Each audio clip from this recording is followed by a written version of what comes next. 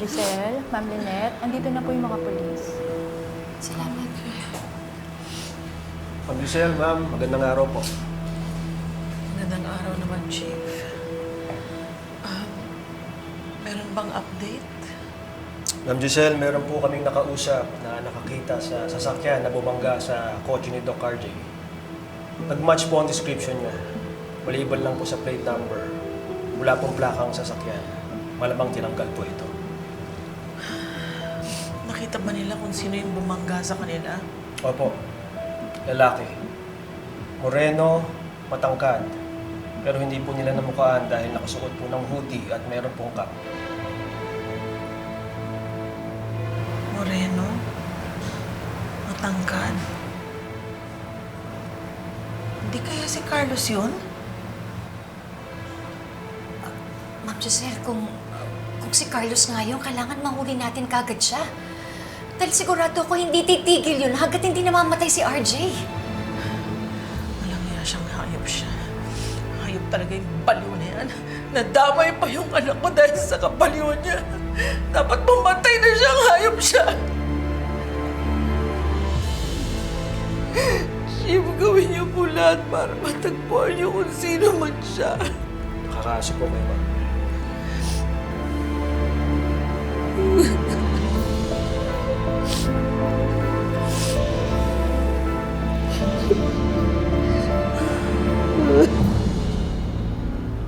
Tay? Tay? Tay, kamusta ka po? Tay, andito po kami Ako po to si Annalyn, kasama ko po si Zoe.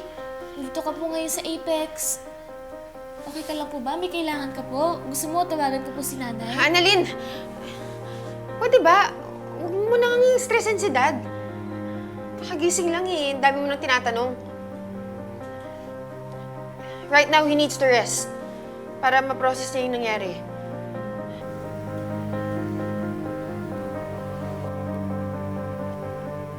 Pero bakit kaya hindi siya nagsasalita?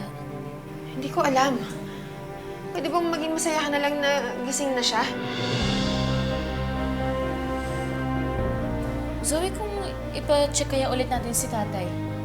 Kagabi naman, sabi sa CT scan niya, wala siyang brain injury, pero double check kaya natin. Sa tingin mo? Huwag na muna. I-observe na lang muna natin siya.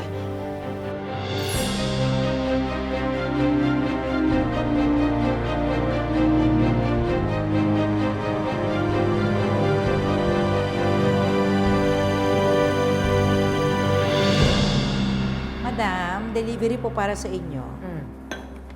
Eh, madam, wala po ba talaga kayong idea kung sinong bumangga kay Doc RJ?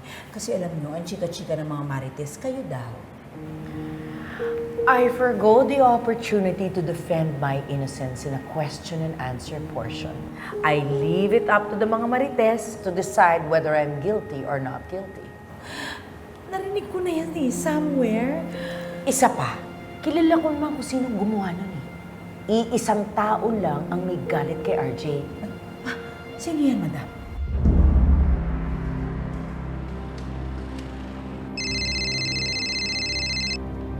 Right on cue. Hello, Carlos. Ano, ikaw ba ang bumangga kay RJ? Oo nga eh. Pero hindi pa napuro yung hayop na yun.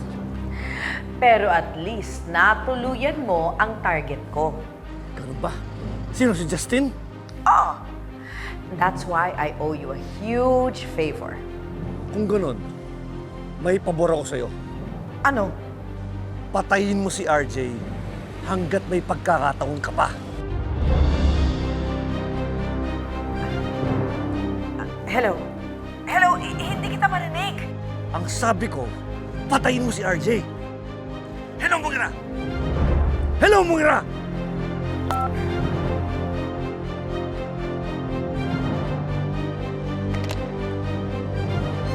Lintik na Moira to.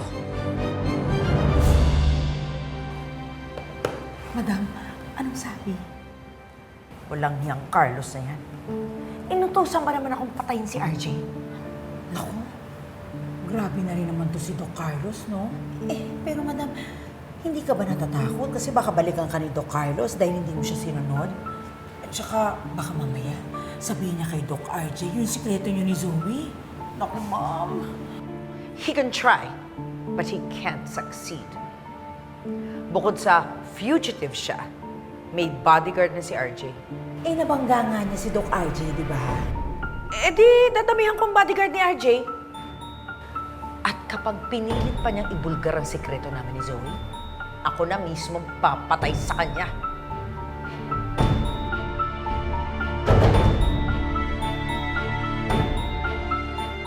Naku, mabuti naman at nagising na si Doc RJ, no? Anak, alam na ba niya yung tungkol kay Justine? Hindi pa po, Nay. Hindi ko pa po nasasabi sa kanya kasi kakagising lang din po niya. Ayoko naman po na biglayin po si tatay. Pero di ba, Nak, sabi mo, may gustong sabihin sa inyo si Justin. Ano kaya yun, no? Sayang naman, di natin nalaman. Alam mo, Diyos, ay iniisip ko nga eh. Bakit kaya gusto ni Justine na nandoon kaming dalawa ni Annalyn? Eh, family meeting yun eh. Tapos ang wala, si Zoe. Eh, hindi po kaya tungkol kay Doc Zoe yun? Ano naman yung tungkol kay Zoe na matatakot si Justine na ikwento kay Tito Giselle? Hindi ko talaga alam, anak. Sa tingin niyo po ba, Nay, yung sasabihin po ni Justine na sabi niya na po kay tatay? Naku, anak. Tatay mo lang makakasagot niyan. At, oo nga po pala, samahan ko po kayo, puntahan po natin si tatay. Anak, wag na lang muna. Sa tingin ko, mas dapat muna niyang kausapin si Ma'am Giselle.